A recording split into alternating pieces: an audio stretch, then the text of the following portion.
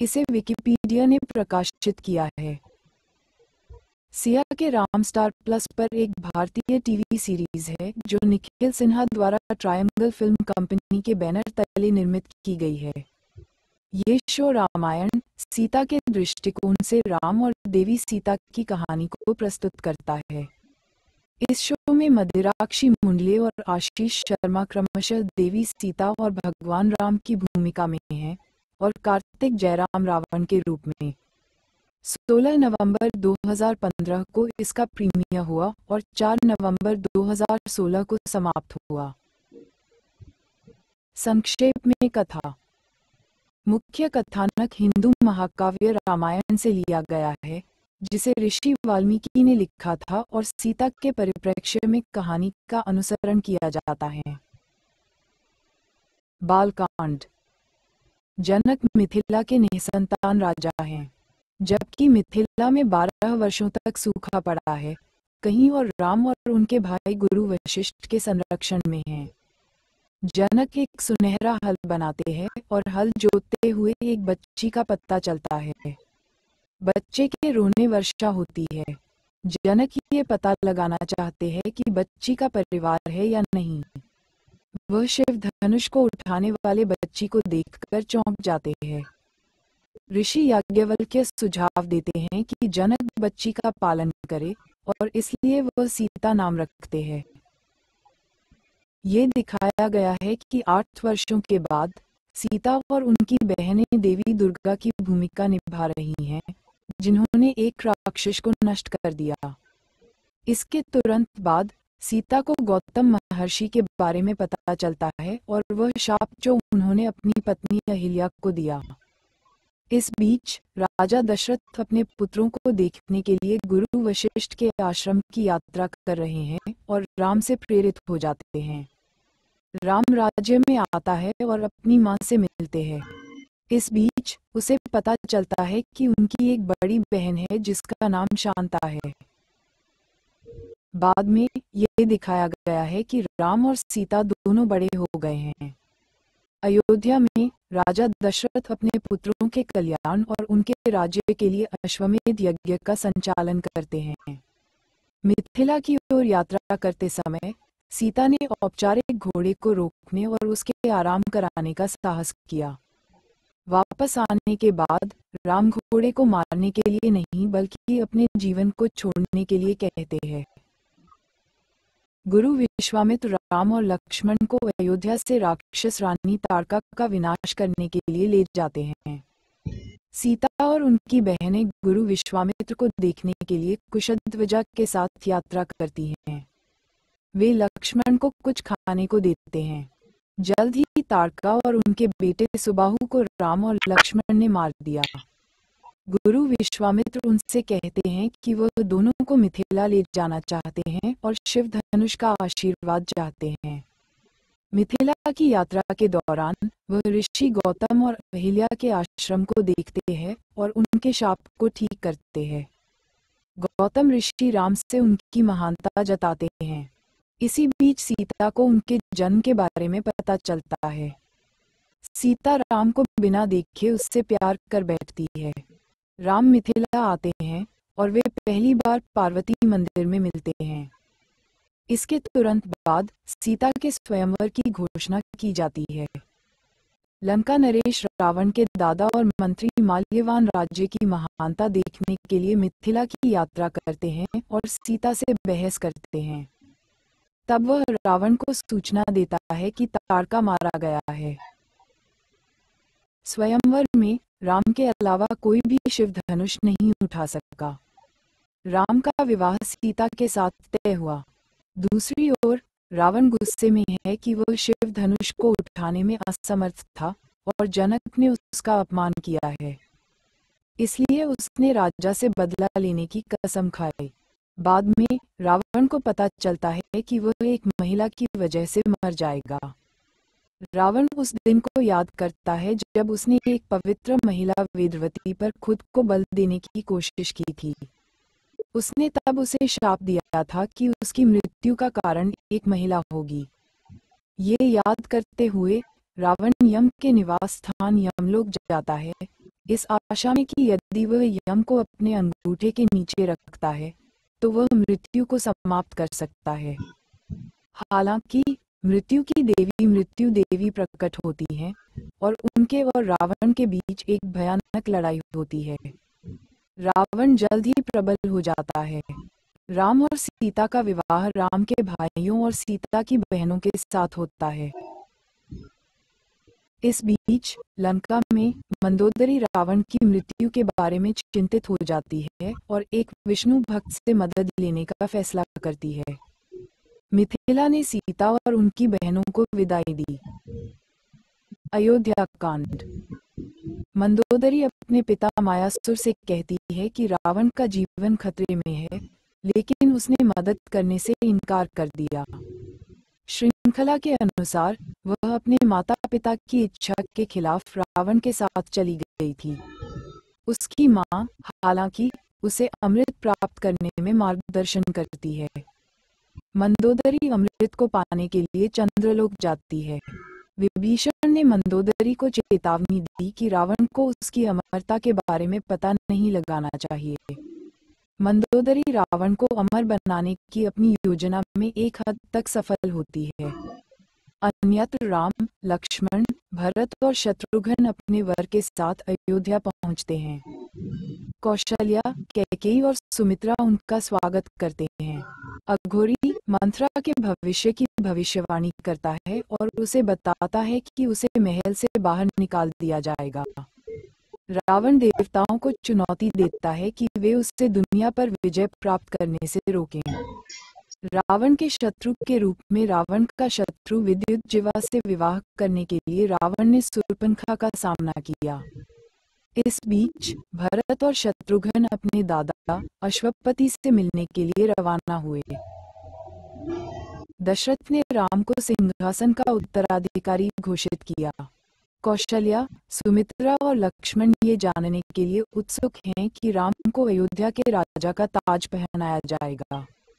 मंथरा राम को राजा बनने से रोकने के लिए दृढ़ संकल्पित है।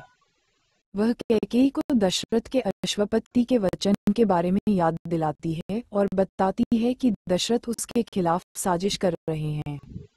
कैकेयी ने राम के राज्याभिषेक को रोकने का फैसला किया। कैकेयी दशरथ को उन वचनों की याद दिलाती है जो उसने उससे दिए थे। वह 2 इच्छाओं को पूरा करने की कसम खाता है। कैकेयी उससे भरत को अयोध्या का राजा बनाने और राम को 14 साल के लिए वनवास में भेजने के लिए कहती है। दशरथ संकोचपूर्वक भरत राजा को ताज पहनाते हैं और राम को विदा करते हैं। सीता ने राम से उसे अपने साथ ले जाने का आग्रह किया। उर्मिला राम के साथ लक्ष्मण के फैसले का समर्थन करती है। राम सीता और लक्ष्मण के साथ अपने वनवास में अयोध्या छोड़ देते हैं। भरत और शत्रुघ्न को एक संदेश प्राप्त होता है जो उन्हें अयोध्या लौटने के लिए कहता है। एक दुखी दशरथ का निधन हो जाता है और सुमित्रा कैकेयी को उनकी मृत्यु के लिए दोषी ठहराती है। भरत ने मांडवी और वशिष्ठ से राम के बारे में पूछा।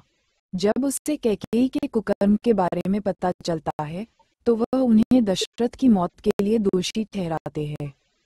वह राम के खिलाफ उनके कार्यों के लिए उसका सामना करता है।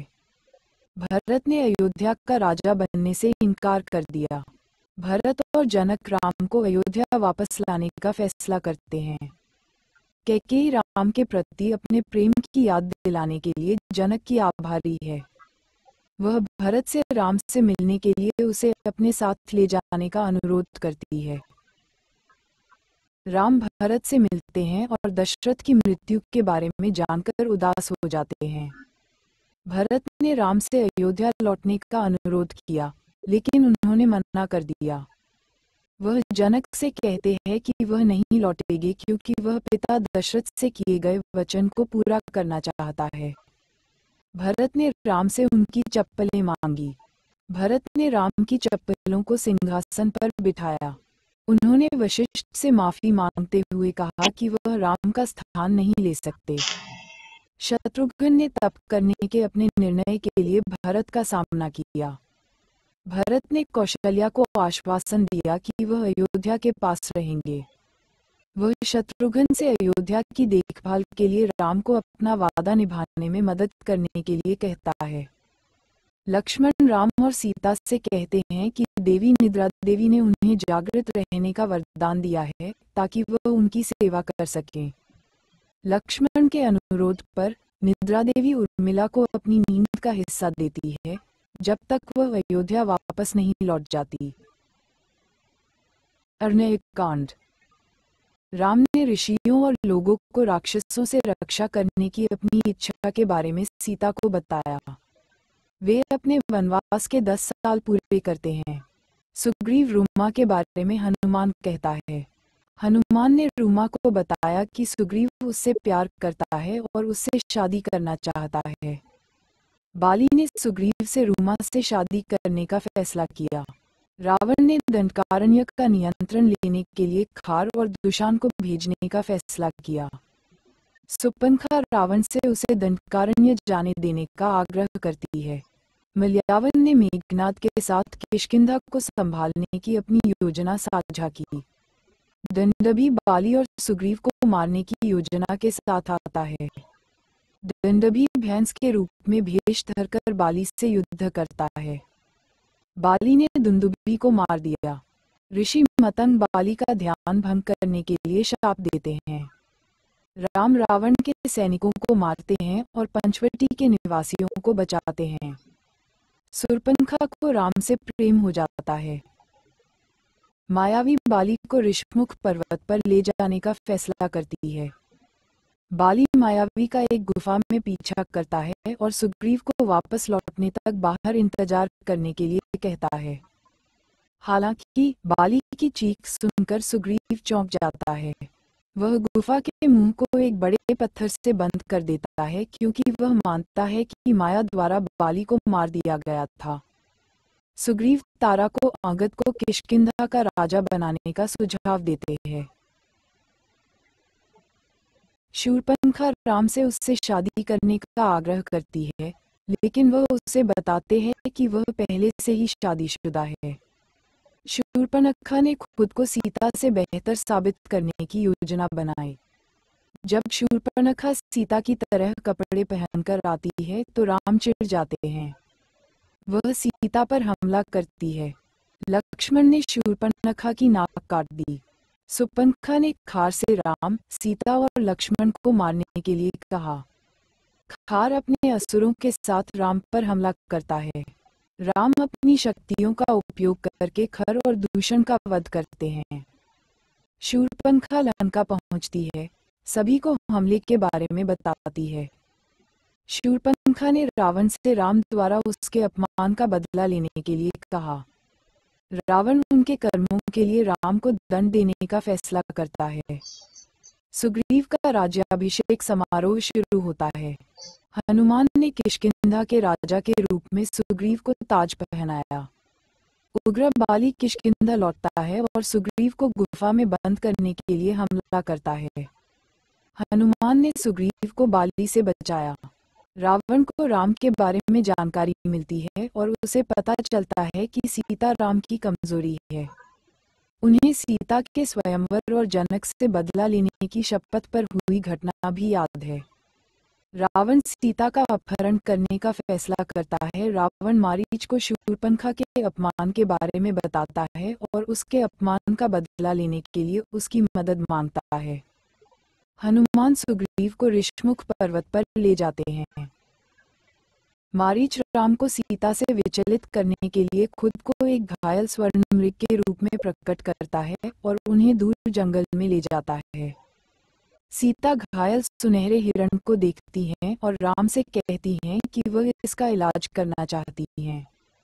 राम लक्ष्मण को सीता के साथ रहने के लिए कहते हैं जबकि वह हिरण को लाने जाते हैं। इस बीच हनुमान सुग्रीव से कहते हैं कि बाली ने रूमा को अपना दास बना लिया है।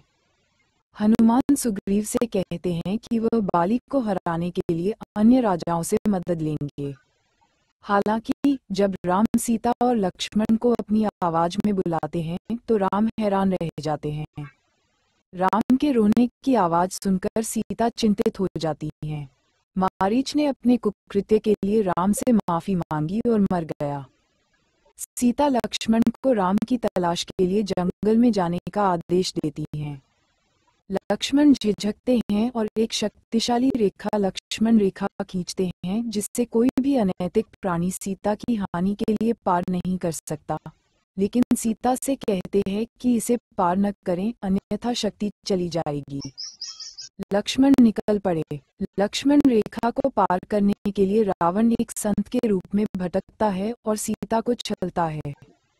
सीता भागने की कोशिश करती है लेकिन वह उसका अपहरण कर लेता है।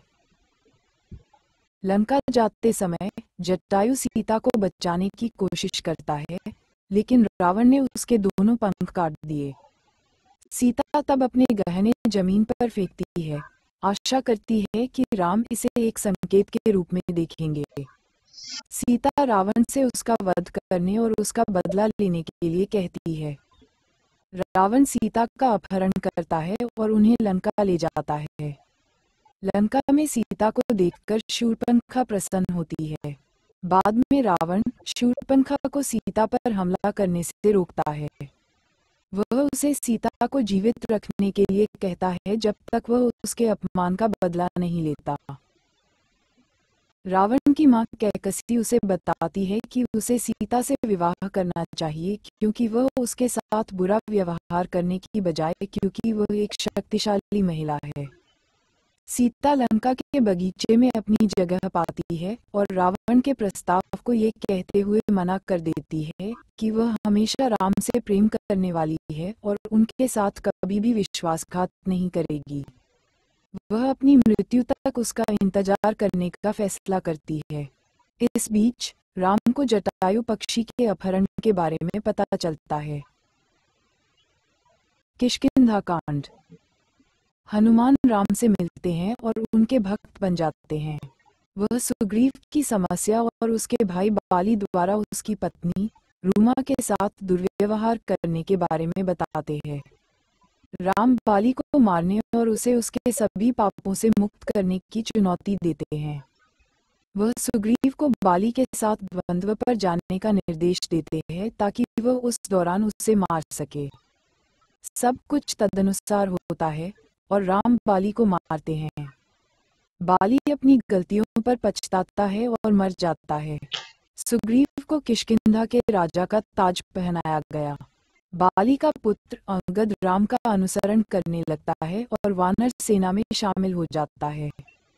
सुग्रीव और राम हनुमान को सीता और उनकी भलाई के बारे में पूछताछ करने का निर्देश देते हैं। वह उसे अपनी अंगूठी भी देते हैं जो कि उसकी सीता के कल्याण का प्रतीक है। सुंदरकांड। हनुमान लंका जाते हैं और सीता से मिलते हैं। वह उसे राम की अंगूठी भी देते हैं। राम की स्थिति के बारे में पता चलने पर सीता हैरान हो जाती है। रावण अपने दूसरे पुत्र अक्षय कुमार को हनुमान पर हमला करने का निर्देश देता है। मंदोदरी हनुमान की ताकत और भय के बारे में जानती है क्योंकि वह अपने बेटे को खोना नहीं चाहती है। इसके बजाय वह चाहती है कि अक्षय कुमार लंका छोड़ दे। अक्षय अपने पिता की बातों का समर्थन करता है और हनुमान पर हमला करने का प्रयास करता है। हनुमान अपनी बुद्धि और शक्ति से अक्षय कुमार को मार डालते हैं। सैनिक उसका शव राजा के पास लाते हैं। ये देखकर सभी चौंक जाते हैं और मंदोदरी अपने मृत बेटे को देखने के लिए बिखर जाती है। हनुमान को सैनिकों द्वारा राजा के पास लाया जाता है और रावण हनुमान को मौत की सजा देकर दंड देने का फैसला करता है, लेकिन विभीषण उसे मारने के बजाय उसके शरीर के किसी एक अंग को मसलने की सलाह देते हैं। रावण उसकी पूंछ को जलाना चुनता है। रावण ने हनुमान की पूंछ में तेल में डूबा हुआ कपड़ा बांधकर आग लगा दिया। सीता को इस बारे में पता चलता है और वह अग्नि देवता से प्रार्थना करती है कि वे हनुमान को जलाने के बजाय शीतलता पैदा करें। हनुमान ने अपनी पूंछ से पूरे अनैतिक लंका को जला दिया। सीता हनुमान को लंका में अपनी उपस्थिति के रूप में अपनी चूड़ामणि देती हैं। हनुमान लंका छोड़ देते हैं। विभीषण अपने भाई रावण से सीता को मुक्त करने का अनुरोध करता है और उसे राम को सौंपने के लिए कहते हैं क्योंकि वह उनकी पत्नी है। रावण विभीषण को मारता है और उसे अपना दुश्मन मानता है। वह उन्हें लंका से निकाल देता है। हनुमान राम के पास पहुंचते हैं और सीता के अशोक वाटिका में होने के बारे में बताते हैं। राम सीता को रावण की कैद से मुक्त कराने और उसे मारने का संकल्प लेते हैं। राम, लक्ष्मण और पूरी वानर सेना समुद्र के पार का निर्माण लंका तक करने का निर्णय लेती है। 2 अन्य बंदर, नल और नील, बंदर सेना में शामिल होते हैं। राम सेतु निर्माण से पहले भगवान शिव से प्रार्थना करते हैं। राम वानर सेना के साथ पुल का निर्माण करते हैं और लंका जाते हैं। विभीषण राम की सेना में शामिल हो जाता है और उनसे कहता है कि वह युद्ध में उनकी मदद करेगा। लंका कांड, युद्ध कांड। राम, लक्ष्मण और वानर सेना लंका पहुंचती है और राम रावण के खिलाफ युद्ध की घोषणा करते हैं। रावण आधी रात को वानर सेना पर हमला करने के लिए सेना की योजना बनाता है। रावण की सेना ने योजना के अनुसार वानर सेना पर हमला किया। मेघनाद ने राम और लक्ष्मण को मारने की योजना बनाई। अपने ब्रह्म के साथ वह राम और लक्ष्मण पर एक अदृश्य विषैला तीर चलाता है। वे बेहोश हो जाते हैं। उन्हें ठीक करने का कोई तरीका नहीं था क्योंकि यह एक शक्तिशाली जहर है। रावण खुश हो जाता है कि उसके बेटे मेघनाद ने राम और लक्ष्मण को मार दिया है। सीता को लगता है कि जब वह सुनती है कि राम मर गया है। भगवान शिव तब पक्षियों के राजा भगवान गरुड़ से राम और लक्ष्मण को बचाने का अनुरोध करती हैं, जो वह करते हैं। राम ने रावण के छोटे भाई कुंभकर्ण सहित युद्ध में कई और योद्धाओं को मार डाला। ये गंभीर रूप से रावण को कष्ट देता है और वह जल्द से जल्द राम को मारने का फैसला करता है। उसके बाद वह राम लक्ष्मण से लड़ने के लिए मेघनाद को भेजता है। वह युद्ध के मैदान में जाता है और लक्ष्मण से लड़ता है। वह शक्ति का उपयोग लक्ष्मण पर करता है और लक्ष्मण अचेत अवस्था में जाते हैं। त्रिजटा राम की सेना को सुषेना का पता बताती है। सुषेना के घर हनुमान उड़ते हैं। लक्ष्मण को बचाने का एकमात्र विकल्प संजीवनी बूटी है। संजीवनी पाने के लिए हनुमान हिमालय पूरा पहाड़ ही उठा लाते हैं। उसके लौटने के बाद लक्ष्मण को संजीवनी का एक लेप दिया जाता है जो उसे जीवन में वापस लाता है। लंका में रहते हुए मेघनाद देवी यज्ञ दिव्य शस्त्रों और दैवीय घोड़े की आशीर्वाद पाने के लिए करता है। इस यज्ञ का नुकसान ये था कि यदि यज्ञ को बीच में ही रोक दिया जाता है तो ऐसा करने वाला व्यक्ति मारा जाता है। वानर सेना मेघनाद को परेशान करती है। लक्ष्मण ने मेघनाद का सिर काट दिया। इसके बाद रावण युद्ध के मैदान में प्रवेश करता है। जब भी वह रावण पर हमला करते हैं, वह वापस उठ जाता है। विभीषण राम को रावण का रहस्य बताते हैं कि उनकी नाभि में अमृत है। राम ने रावण की नाभि पर तीर चलाया। रावण मर जाता है। 10 सिर वाले राजा रावण की मृत्यु के बाद राम ने विभीषण को लंका का राजा घोषित किया। अब सब लोग अशोक वाटिका में सीता के पास जाते हैं, लेकिन राम सीता को अयोध्या वापस ले जाना स्वीकार नहीं करते। सीता अपनी शुद्धता साबित करने के लिए अग्नि परीक्षा से गुजरती हैं। सभी एक दूसरे को अलविदा कहते हैं। राम, लक्ष्मण, सीता, विभीषण, हनुमान, सुग्रीव, अंगद सभी अयोध्या के लिए प्रस्थान करते हैं। उत्तरकांड। राजा बनने के बाद राम सीता के साथ सुखद जीवन बिताते हैं। सीता गर्भवती हो जाती है। सीता की पवित्रता के बारे में अफवाह अयोध्या के लोगों में फैल गई।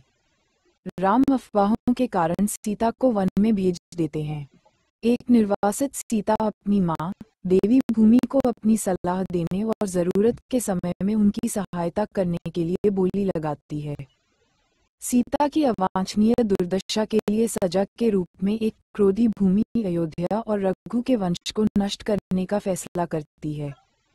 सीता अपनी मां से अनुरोध करती है कि वे उन्हें नष्ट न करें और उनसे वादा करें कि जिस दिन उन्होंने अपने सभी कर्तव्यों को पूरी तरह से निभाया है, वह उनसे शरण लेगी और उन्हें अपने पास वापस बुला लेंगी। बाद में ऋषि वाल्मीकि सीता को अपने आश्रम में आश्रय प्रदान करते हैं, जहां वे जुड़वां लड़कों लव और कुश को जन्म देती हैं। 12 साल बाद राम अश्वमेध यज्ञ करने का फैसला करते हैं और जुड़वां यज्ञ के घोड़े को पकड़ते हैं, जिसके बाद एक भयानक युद्ध होता है। लक्ष्मण, भरत और शत्रुघ्न के साथ साथ हनुमान को हराने के बाद जुड़वां अपने पिता के साथ युद्ध करने वाले हैं, लेकिन सीता उन्हें रोक देती है और राम से उन्हें क्षमा करने का अनुरोध करती हैं। वह फिर जुड़वा बच्चों को बताती है कि राम उनके पिता हैं और उन्हें पता चलता है कि उनकी मां स्वयं सीता ही हैं, जिन्होंने उन्हें न्याय दिलाने के लिए संघर्ष किया। राम ने सीता को वापस लाने का फैसला किया और अयोध्या के लोगों से पूछा कि क्या वह ऐसा कर सकते हैं। वह पूरे परिवार के साथ सीता को वापस लाने के लिए आगे बढ़ते हैं और वहां लव और कुश राम के साथ एकजुट होते हैं। सीता ने अयोध्या लौटने से इनकार कर दिया क्योंकि यह वह समाज था जिसने उनके चरित्र पर संदेह किया था और वह इसे वापस नहीं हो सकती क्योंकि यह उनके पक्ष में गलत होगा और उन सभी अन्य महिलाओं के साथ विश्वासघात होगा जिन्होंने उसके समान दुर्दशा का सामना किया है। अपनी पवित्रता के अंतिम वसीयतनामा के रूप में सीता राम का सामना करने के बाद अपनी मां भूमि में वापस जाकर अपने आकाशीय निवास पर लौटती हैं। राम इस बात पर हतप्रभ रह जाते हैं और अयोध्या लौट जाते हैं। वह तब सीता की ओर से महिला अधिकारों को बढ़ावा देते हैं। कुछ वर्षों के बाद राम ने लव और कुश को अयोध्या के राजा के रूप में ताज पहनाया और अपने भाइयों के साथ भरत और शत्रुघ्न ने खुद को सरयू नदी समाधि लिया। लक्ष्मण शेषनाग के अवतार होने के नाते अपने भाइयों से मिलते हैं। झील के तल में राम विष्णु के रूप बदल जाते हैं। शत्रुघ्न ने सुदर्शन चक्र और भरत विष्णु के शंख में बदल गए। वे वापस विष्णु के पास जाते हैं और विष्णु लक्ष्मी को अपनी ओर आते हुए देखते हैं। उन्होंने उन्हें बताया कि उन्हें इसमें शामिल होने में काफी समय लगा है और फिर उन्होंने कहा कि वे उनके निवास पर लौट आएं। इस बीच हनुमान अयोध्या के लोगों को कहते हैं कि राम और सीता उन सभी में हमेशा के लिए रहते हैं और वह राम और सीता को अपने दिल में दिखाने के लिए अपनी छाती को खोलते हैं। कलाकार